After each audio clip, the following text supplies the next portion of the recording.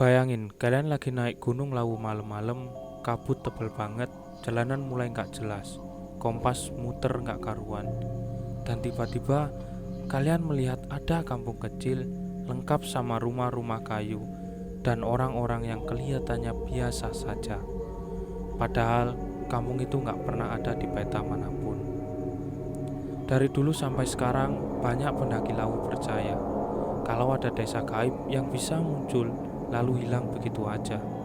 Dan katanya, gak semua orang yang masuk bisa pulang kembali. Kalian pernah kan ngerasa nyasar, padahal harusnya tahu jalan? Bayangin, kalau rasa nyasar itu ternyata bukan sekedar salah jalan, tapi sebenarnya kalian udah masuk ke dunia lain. Cerita kampung hilang ini bukan cuma dongeng. Ada yang ngalamin langsung, ada saksi nyata, dan hampir semuanya ninggalin pengalaman yang bikin merinding. Malam ini aku akan bawain dua kisah nyata tentang kampung gaib di Gunung Lawu. Satu dari tahun 1998 dan satu lagi dari investigasi 2021. Dan yang paling bikin ngeri, ada di antara mereka yang hilang tanpa jejak. Ada juga yang pulang, tapi bukan lagi jadi manusia yang sama. Sebelum masuk ceritanya, tekan tombol like dan subscribe supaya kalian tidak ketinggalan cerita dari Jejak Rama.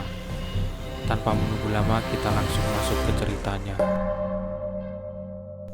Kalian tahu Gunung Lawu kan? Gunung ini tuh emang terkenal angker banget.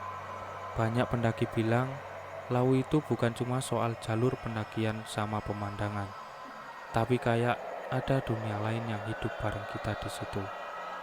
Dan salah satu cerita yang paling ngeri ya soal kampung hilang ini. Jadi gini, tahun 1998 ada 3 pendaki asal Solo, Seno, Raka, sama Bagus. Mereka sebenarnya bukan anak baru, tapi hari itu mereka agak nekat. Berangkat sore, gak persiapan matang, ya kalian tahulah kesalahan klasik pendaki. Pas nyampe pos 3, kabut turun tebel banget. Kompas muter gak jelas. Jalur setapak juga hilang ketutup kabut. Mereka panik, bingung mau kemana. Nah, tiba-tiba kabut agak menipis dan di depan mereka muncul kampung kecil. Rumah-rumah joglo berjajar rapi. Ada ibu-ibu lagi ngetok padi, anak kecil main lari-larian, bapak-bapak nimba air. Kayak desa biasa. Mereka disambut ramah, bahkan dikasih makan di balai desa. Nasi anget, sayur lodeh, tempe goreng, teh panas. Capek banget kan? Jadi mereka makan lahap. Tidur di lantai beralaskan tikar. Tapi Seno yang agak peka gak bisa tidur. Dia dengar suara gamelan sayup-sayup dari kejauhan. Padahal gak ada pesta. Malamnya juga sempat dengar suara cewek nangis di luar balai desa. Besok paginya semuanya berubah.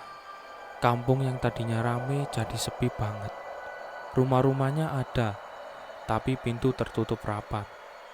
Pas dicek ke dalam, ruangan penuh debu. Kayak ada puluhan tahun gak ditempati. Yang bikin mereka makin merinding, makanan semalam yang masih ada di piring berubah jadi daun kering, bunga layu sama tanah. Mereka langsung panik, mau keluar, tapi jalannya bercabang-cabang. Di tengah jalan, Seno nemu papan kayu bertuliskan aksara Jawa kuno. Kowe ora kudu mlebu, bali sadurunge kasepen. Kamu gak seharusnya masuk, pulanglah sebelum terjebak selamanya. Habis itu, suara gamelan makin keras, dan dari balik kabut muncul sosok-sosok hitam, tinggi besar tanpa wajah. Mereka jalan pelan, kayak ngikutin bertiga ini. Langsung kabur dong, lari sekuat tenaga sampai jatuh ke jalur pendakian.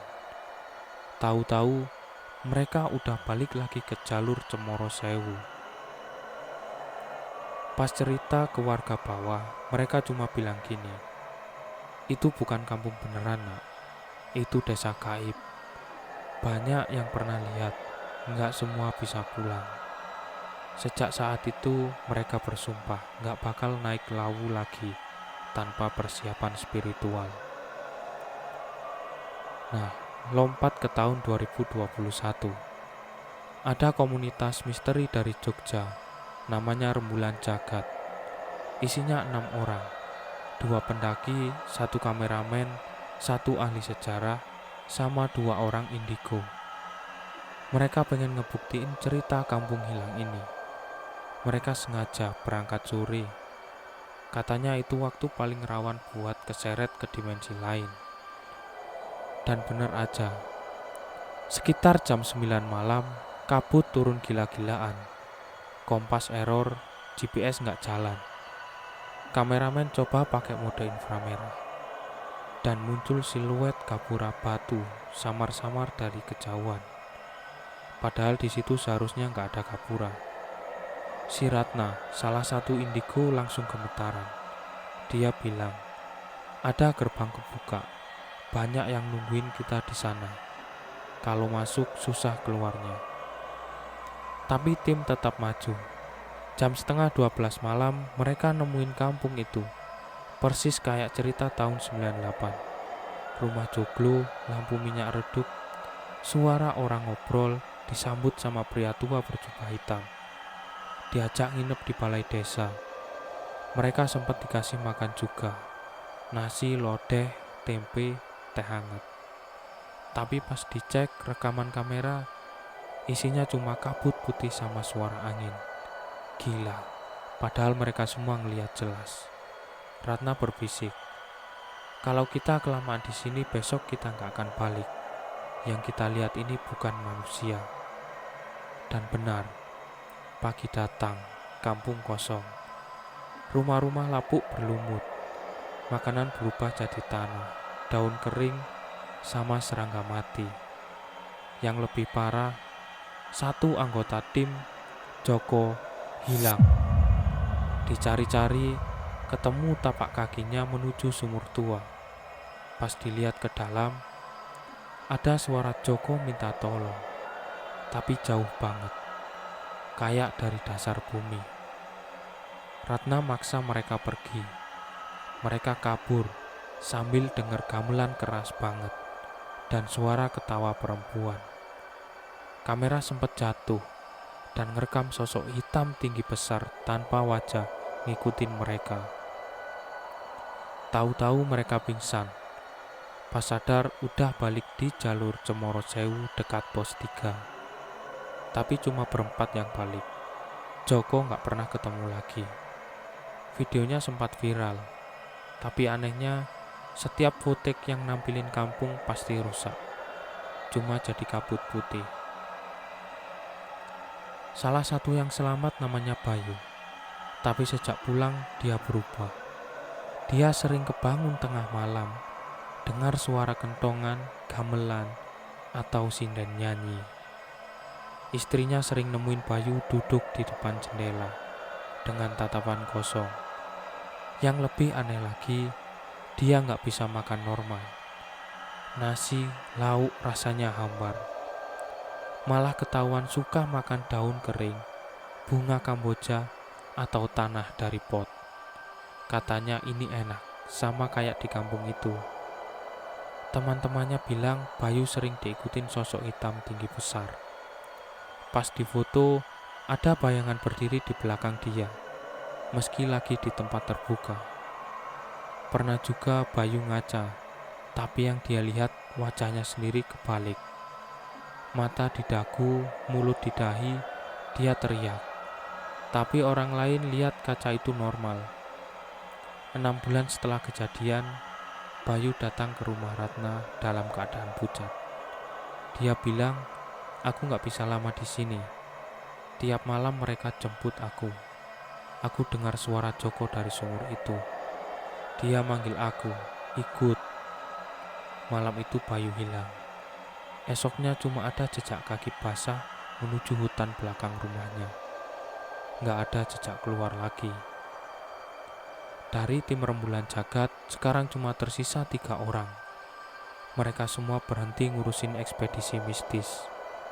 Tapi beberapa bulan kemudian, warga sekitar Lawu sempat lihat seorang cowok asing berdiri di jalur pendakian. Bajunya jaket gunung, dia nawarin tempat singgah buat pendaki yang capek. Pas ditoleh lagi, orang itu udah gak ada dan mukanya mirip banget sama Bayu. Makanya banyak yang percaya kalau kampung hilang di Gunung Lawu itu bukan cuma sekedar mitos, tapi benar-benar ada dan terus nyeret orang-orang buat jadi bagian dari mereka. Cerita tentang kampung hilang di Gunung Lawu ini nunjukin kalau nggak semua yang kita lihat itu beneran nyata. Kadang ada dunia lain yang bisa muncul kalau kita lagi apes atau lengah. Dari tahun 1998 sampai 2021, kisahnya selalu sama. Kampung gaib, orang-orang asing, dan pendaki yang gak pernah benar-benar bisa balik normal. Dan jujur aja, kalau gue sendiri jadi pendaki itu, mungkin aku juga bakal bingung. Ini mimpi, halusinasi, atau beneran aku udah masuk ke dunia lain. Mungkin inilah kenapa Gunung Lawu selalu dibilang keramat. Bukan soal jalurnya yang berat, tapi juga karena ada sesuatu di sana yang gak bisa kita lihat pakai mata biasa. Kalau kalian pernah dengar cerita serupa atau bahkan punya pengalaman mistis di Gunung Lawu, jangan ragu buat share di komentar atau kirim ke email di deskripsi. Ingat, kalau suatu saat kalian naik Lawu dan tiba-tiba lihat ada kampung asing di tengah kabut, jangan sembarangan masuk.